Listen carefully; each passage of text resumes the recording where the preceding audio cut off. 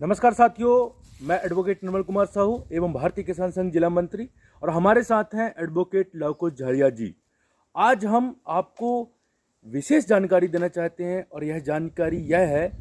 कि हर किसी संस्थान पे, हर सरकारी संस्थान पे कहीं ना कहीं वाहन का उपयोग किया जाता है, शासकीय वाहन का उपयोग किया जाता है और उन वाहनों में जो डीजल है या पेट्रोल वह भरवाई जाती है और उसके जो मानक है सरकार के द्वारा निर्धारित की जाती है कि फलाने वाहन को इतनी दूरी तक चलानी चाहिए। इस संदर्भ में हमने पहली बार एक आरटीआई लगाया है। वह सूचना के अधिकार अधिनियम 2005 की धारा 6 सब क्लॉज 1 के तहत तहसील कार्यालय शेहपुरा में हमने आरटीआई लगाया है और यह आरटीआई हमने दिनांक 6/3/2023 को लगाया। विषय यह था दोस्तों कि इस आरटीआई में हमने क्या मांगा है। तो इस आरटीआई में हमने विगत तीन वर्षों में तहसील कार्यालय में कितनी वाहन उपयोग में लाई जा रही है इसके बारे में हमने जानकारी मांगा है और उस वाहन का क्रमांक क्या है, कितनी वाहन उपयोग में की जा रही है और उसका क्रमांक क्या है, यह हमने मांगा। दूसरी बात यह है कि इस वाहन में शासकीय उपयोग के लिए 3 वर्षों में कितना डीजल का उपयोग किया गया, यह दूसरी जानकारी। और साथ में उस डीजल का उपयोग किए जाने के साथ साथ वह वाहन, जो शासकीय वाहन जो उपयोग में लाई जा रही है, वह कितनी दूरी तक चली, हमने इस विषय पे जानकारी मांगी है। साथ में हमने दोस्तों कि उस वाहन का जो उसमें डीजल डाली जा रही है उसका कैश बुक भी हमने मांगा है कि विगत 3 वर्षों का हमें कैश बुक भी दिया जाए। दोस्तों यह विषय इसलिए आया क्योंकि हमें बहुत सी ऐसी जानकारी मिल रही है कि शासकीय वाहन को कुछ अधिकारी गण अपने निजी उपयोग में लाते हैं। कहीं वह घर में जाने के लिए उपयोग में करते हैं तो कहीं वह दफ्तर से वाहन का अन्यत्र स्थान पे निजी स्वार्थ के लिए उपयोग में करते हैं दोस्तों।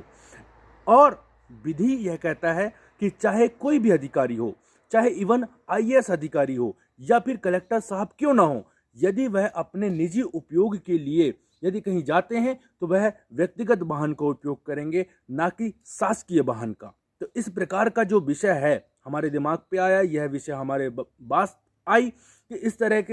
तरीके से बहुत से शासकीय कार्यालयों में जो वाहन है वह निजी उपयोग में लाई जाती हैं। इस संदर्भ में हमने पहली दफ़ा दिनांक 6/3/2023 को तहसील कार्यालय में हमने एक आरटीआई लगाया और हमने जो बताया उस संदर्भ में हमने यह मांग किया है। देखते हैं दोस्तों कि तहसील कार्यालय के द्वारा कितने दिवस में हमें यह आरटीआई की जानकारी दी जाती है और जैसे ही हमें जानकारी लगती है तो हम आपको इस वीडियो के माध्यम से पुनः उसका अवगत करवाएंगे कि तहसील कार्यालय में कितना डीजल का उपयोग किया गया और कितनी वाहन शासकीय उपयोग के लिए कार्य में ली जा रही है।